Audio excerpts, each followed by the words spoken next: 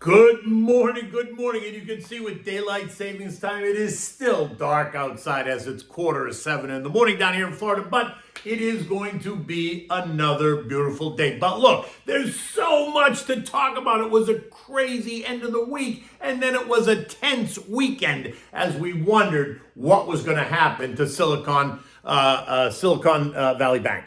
Anyway, so today is Monday, March 13th, 2023. I am Kenny Polcari, your host, and here are the things you need to know. The feds allowed the bank to fail while rescuing the depositors. So this was not a bailout by any stretch. Signature Bank in New York also was shuttered by the feds on its crypto overexposure concerns, right? The depositors there made whole. The VCs turn up the heat on First Republic. Follow the money. How are they all positioned? Because there's no reason that FRC should be coming under pressure. This week we get the CPI and BPI that are due out. And what are we having for dinner? We're having the Paella Marisco, which is seafood paella. So who is Silicon Valley Bank and why did it collapse on Friday? Actually, it started a long time ago, right? Although there were some savvy investors and hedge funds that saw the writing on the wall. Even after the Silicon Valley Bank president, Greg Becker, told Bloomberg back in May of 21, he always tells people how confident he is and that he's got the best CEO job in the world. Confident? Really? Did you have any clue what was going on not only at your bank, but in the financial world? Did you know that the Fed was intent on raising rates to combat inflation that was spinning out of control, all while Congress and the administration were spending money like drunken sailors? Were you aware that the Fed was on course to raise rates at every meeting beginning in January of 2022, taking the terminal rate from 0 to somewhere near 5%? Were you unaware of the risks of a long duration bond portfolio that was anchored to low rates, what that had on your customer base? Were you aware that the Fed was pushing rates higher and the Treasury was issuing new bonds that paid higher rates, causing your lower rate bonds to decline in value? Were you aware that you serviced the tech startup VC world? Where was the risk management team at Silicon Valley Bank? Did you even have a risk management team, right? Did you have anyone on your team that kind of lived in 1975, 1982 that had any history and experience with a rising rate environment? And these are only just some of the questions that so many people are asking. I mean, there's a ton more, and you're going to hear them all in the coming days. Look, in January 2023, after they announced their earnings, one hedge fund manager, Raging Capital Ventures, implored investors and regulators via Twitter to dig deeper into the earnings statement to find a much bigger set of problems, identifying the HTM, the hold to maturity accounting trap, that allows banks to avoid mark-to-market losses on bonds that they don't plan to sell, identifying more than $15 billion worth of losses if the bank were forced to mark-to-market, or worse yet, have to sell the portfolio, telling the Twitter sphere that the bank was functionally underwater. But alas, no one in a position of control chose to address this concern. Not one regulator in California, no one at the Fed, no one at the Treasury paid any attention, which reminds me of Harry Makopoulos, right? You remember him? He was the financial analyst that turned investigator and exposed Bernie Madoff for the fraud that he was. Now, no one said there was fraud here, but listen to this. He told regulators and anyone else that would listen that Madoff was a problem, and that regulators need to go in and pull back the sheets to expose him. But recall, they chose to ignore those warnings because Bernie was in bed with all the regulators. He was an advisor to the system. He was one of the go-to guys that regulators could count on for clarity, direction, and honest policy. Yeah, well, how'd that work out? So like then, no one listened then, and no one listened now. It's amazing to me how history continues to repeat itself, yet the regulators don't learn. In any event, it was all about the drama that the collapse of Silicon Valley Bank had on the banking industry, more so on the smaller regional banks, but on the group as a whole, and the role of regulators and the impact this was or could have on future Fed moves. I suspect that we're going to hear all kinds of accusations from the progressive left, think like Warren and Sanders, about how this is the Fed's fault, that they should have known better, blah, blah, blah. which only will prove the point that they don't even understand the banking industry, the banking rules and regulations. I put the blame squarely on Silicon Valley's bank lack of risk controls and the California Department of Financial Protection and Innovation, right, the DFPI, as they are responsible for protecting consumers and overseeing the operations of state-licensed banks, along with a host of other financial institutions in California. You might even consider the role of Treasury Secretary Janet Yellen. They were aware of the risk as far back as October, and they only chose to watch the situation versus doing something about it before rates went even higher, causing increased risk to the system and to the bank. Never mind all the depositors, but that's a whole other story. In any event, the Silicon Valley Bank news did dominate the headlines last week, Thursday and Friday, and even ended up overshadowing the NFP report, which did show an increase in payrolls, not helpful to Jay Powell, which at the same time it did show easing pressure on wages, which is better, and an uptick in the unemployment rate, going from 3.4 to 3.6%. And that is also helping to ease some of the latest hysteria surrounding the next Fed move. Now look, the banking crisis has now added a new dimension to this conversation. The question now is, can the Fed continue to raise rates in light of this recent disaster? Last Monday, Fed fund futures were pricing in a 30% chance of a 50 basis point move by the Fed this month. By Thursday, that percentage shot up to almost 80% after his testimony Tuesday and Wednesday. And then on Friday, after the mixed NFP report, traders changed their minds and cut the chances back down to 38%. This morning, futures are pricing in a 50% move that the Fed does nothing next week, no matter what the CPI and PPI show. And in a nod to Deep Throat, Goldman tells us that they no longer expect the Fed to make a move next week. Remember, Goldman is one of the mouthpieces that the Fed uses to float ideas out in the marketplace, wants to see how the market reacts. How will they explain it away, though, if both the CPI and the PPI continue to reflect higher inflationary pressures? In any event, no matter which way they go, they could always point to a number of data points or dramas that support whatever move they make or what the next move will be. Now look, many are asking if the Fed should take the SVB disaster into account before raising rates again. Now last week I would have said don't be ridiculous. The Silicon Valley Bank issue is specific to Silicon Valley Bank, and while the ripple effects could be significant for some, this is not a Bear Stearns or Lehman Brothers moment at all. But after the weekend drama, I have to say, I do think that they have to reconsider that move. Now, while it's not by any stretch a global financial crisis like it was in 2007 and 9, I do think the markets have to digest it and figure it out. And for those who think this is a bailout, think again. Equity and bondholders got sacrificed. Bank management got thrown out and should face all kinds of consequences. We allowed the 17th largest bank in the United States to fail. It was the depositors that got saved from the bank and regulatory failure. A bailout, just to be clear, a bailout is defined as giving financial assistance to a failing business or economy to save it from collapse. We did not save the business. Again, we allowed the 17th largest U.S. bank to fail. We rescued depositors and gave credibility to the U.S. banking system. Period. Full stop. The end. In any event, the Silicon Valley Bank issue, the NFP, plus the coming CPI and the PPI data continue to put pressure on investors and the markets last week, and stocks sold off hard again on Friday. The Dow down 345 points or 1%. The S&P is down 57 points, 1.5%. The Nasdaq lost 200 or 1.8%. The Russell off 54 points or 3%, and the transports were down 360 points or 2.5%. Remember what I told you on Friday. There is nothing wrong with the bond portfolio on the face of it. There's only something wrong if it is inappropriate for the bank, which it was, and if you're forced to sell it, which they were, at a deep discount. Bad for you, but it's good for the buyer because those bonds will mature and they will pay back 100% of the principal. There was zero risk of loss or default of the bond.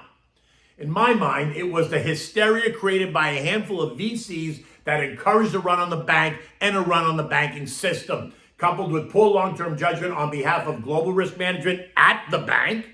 And by the way, those same VCs are at it again this morning, right? Targeting First Republic Bank on Sunday and again this morning. So follow the money. See how they're positioned. Remember, the loss is not realized if you can hold the portfolio to maturity. Then there's no issue. Silicon Valley Bank found itself in the position of not being able to do that, thus the collapse. But don't worry. Janet told us over the weekend that considering what happened at SIVB, she's now keeping her eye on the ball for the rest of the industry after announcing the rescue plan, right? It's comical almost, isn't it? Once again, on Friday, every sector was under pressure as reality set in, right? Basic materials, real estate, housing, retail, tech, airlines, disruptive tech, metals and miners, artificial intelligence, cybersecurity, exploration and production were all lower by better than 2%. While consumer staples and healthcare were the winners, they were down less than 1%. So considering that was a win, right? The contra trades continued to outperform, as you would expect, right? In all the services. The SH was up 1.5%. The PSQ was up 1.5%. The DOG was up 1%. And once again, the VIXI stole the show. It was up another 10% as fear grips the market. Now, just to be clear, the VIXI was up 38% alone last week. So when you tell me that there's no opportunity in a declining nervous market, I'd say, think again.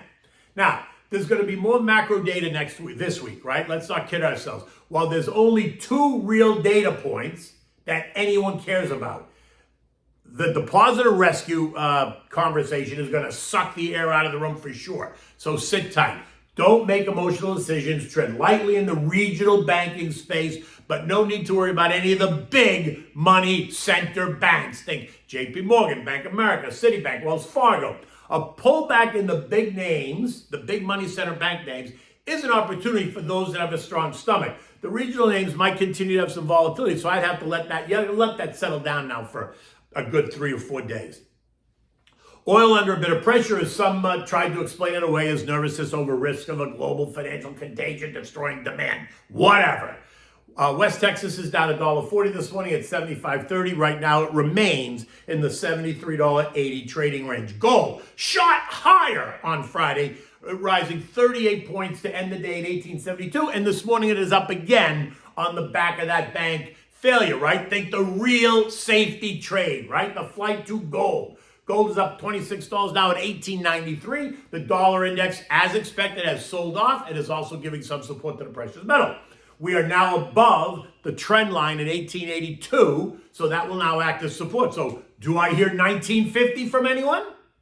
U.S. futures, which are up big overnight, are now mixed this morning. The Dow was up more than 300, but it's now down 77. The S&Ps are flat, the Nasdaq's up 55, and the Russell is down 12, right? The confusion is not surprising after the weekend drama. Investors will now debate what happened as they consider the coming CPI and the PPI reports. If they are strong, can the Fed really pause right now, or is there an argument for ongoing 25 basis point rate hikes? Well, we're going to discuss that for sure. So tread lightly as the market reprices, because it will reprice. And all that means is that it will create new opportunities. European markets are all lower this morning, down about 2.5% to 3% across the board. Europeans consider what happened here and what the fallout could be across the European continent, right? Is there the same type of exposure? The S&P is now down 8% from the February high. 5% of that was just last week alone. The S&P is now cut through all trendline supports, right? Ending the week at 38.61, 80 points or 2% below the latest support level, leaving us about to test the December lows of 3,800. And if the CPI and PPI data come in hot, then watch as even that level can come under pressure, taking us to test possibly the October lows of 3,600, which is where I think will be the worst case. But if we continue to get the banking system coming under fire, or hearing of outsized exposure somewhere else, or we hear of other banks with the same type of bond portfolios being targeted by warmongers, then what does it mean? It means more volatility ahead. But I'm confident that the measures put in place over the weekend should address most of those issues. Haters are always going to hate. Remember that, no matter what happens. They're always going to try to find the worst in it, right? This is not, though, the time for anyone to fall asleep. So prepare yourself for more volatility. Recall that all the big banks announced massive increases in loan loss reserves last quarter, as they warned us about the coming storm. In the end, this should not be a surprise to anyone. So allocate capital accordingly. And that means if you want to sit in cash, that's allocating capital. If you want to put it in treasuries, that's allocating capital. Just be aware of what you're doing. Okay, so what's for dinner? This is the Paella Marisco, which is seafood paella.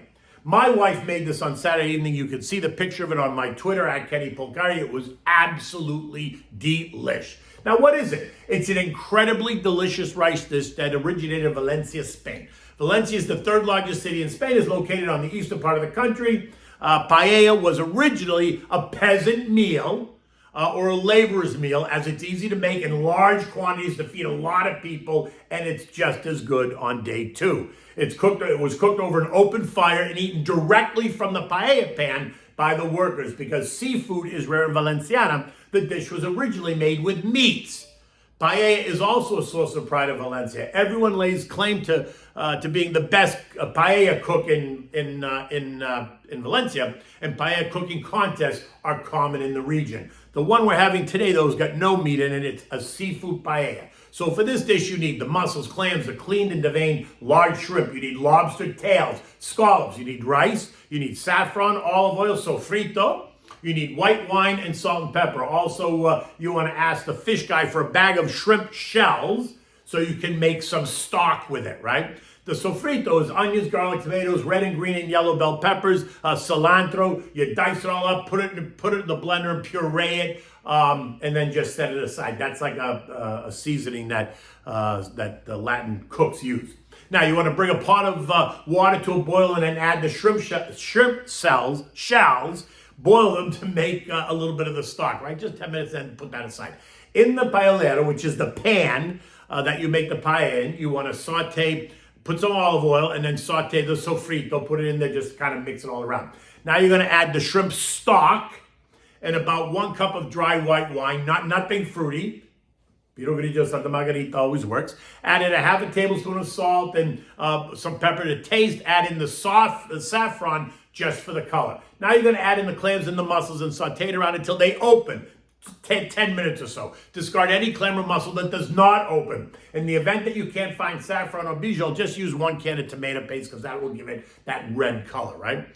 Once the clams are opened, add the rice. You can use goyo or vita arroz. Medium grain is always good. Now you want the rice covered in water. So you're going to add the rice and then add enough water to cover the rice, right? With the clams and everything in there. Keep the heat on medium-high until the water is absorbed in the rice. Then turn the heat down to low, right? Simmer. Make a mound in the middle. So you want to pull the rice away from the sides, making a mound. Now add the shrimp, the scallops, and the cut-up lobster tails. You can lay them right on top. You can push them down into the rice. Then you want to cover the pan, and let it simmer.